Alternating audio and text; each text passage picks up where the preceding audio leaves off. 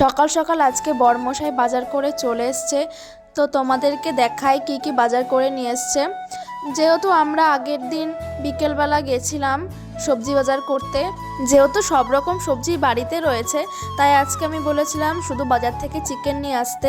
Chicken এনেছিল আর নিয়ে এসেছিলো কিছু ফল, যেহেতু বাড়িতে ফল প্রায় শেষের দিকে ছিল।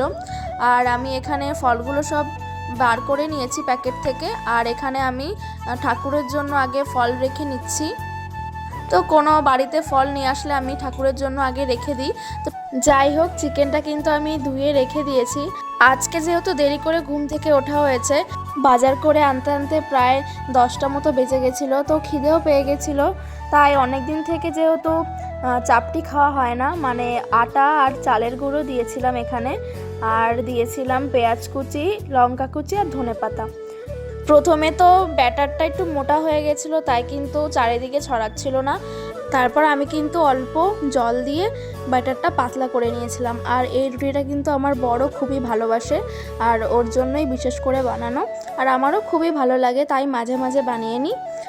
এটা কিন্তু আরেকভাবেও বানানো যায়, শুধু চিনি আর নুন দিয়ে। এটা আজকে বানিয়েছিলাম একটু স্পাইসি করে, মানে লঙ্কাটা বেশি দিয়েছিলাম, আর বড় বলেছিল বেশি করে ঝাল দিয়ে বানাতে, তাই আজকে বানিয়েছিলাম।